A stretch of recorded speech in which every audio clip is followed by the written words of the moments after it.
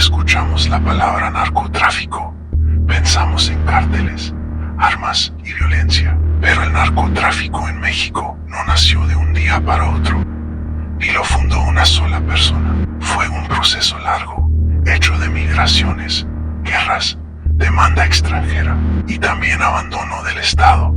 A finales del siglo XIX, en México se vendían drogas legalmente. El opio, la marihuana y derivados de coca podían encontrarse en boticas como medicina. No existía todavía la idea moderna de narcotráfico, pero eso empezó a cambiar por una razón clave: la demanda de Estados Unidos.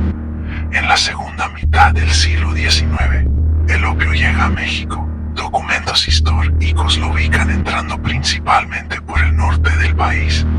Dos cosas empujaron ese fenómeno. Uno, la inmigración china, que trajo el hábito de fumar opio y conocimientos de cultivo. Dos, la demanda estadounidense, que creció mucho después de su guerra de secesión, porque miles de veteranos quedaron dependientes de morfina y otros opiáceos.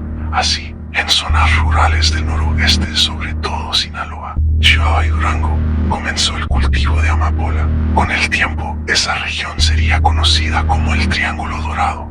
Durante la Revolución Mexicana, el control del territorio se fragmentó. En esa confusión, algunos campesinos y jefes locales empezaron a cultivar y vender marihuana y amapola fuera de la ley, aprovechando rutas poco vigiladas hacia la frontera.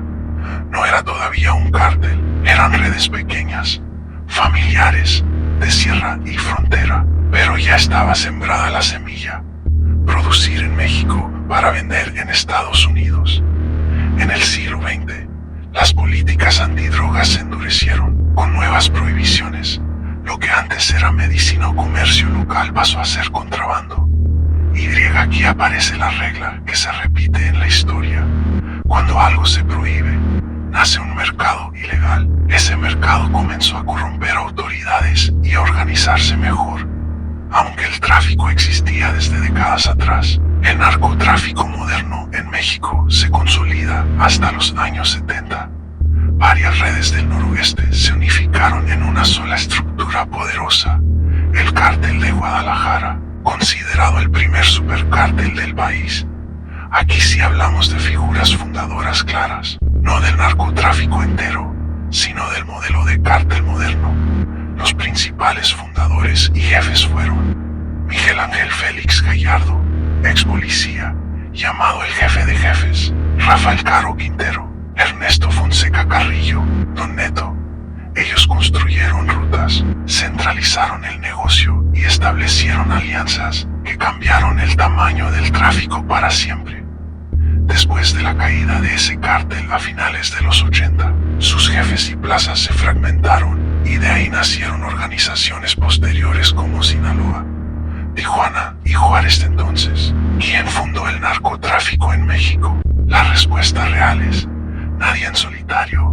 El narcotráfico empezó como un cultivo marginal empujado por mercados externos, migración y historia. Pero el narco, como lo conocemos hoy, grandes cárteles, rutas internacionales, estructura empresarial criminal, nació con el Cártel de Guadalajara en los años 70, fundado por Félix Gallardo, Caro Quintero y Don Neto.